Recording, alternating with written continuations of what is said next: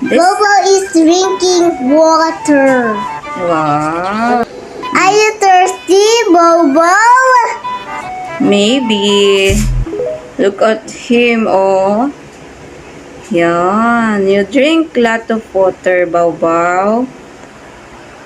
Hindi kasi siya sanay uminom ng water. Eh, ngayon mukhang uhaw na uhaw siya. Kaya ayan, oh. So cute! Yan po yung pet ng aking toddler, si Baw. Yung ayaw bumitaw. Oo, nauhaw talaga siya.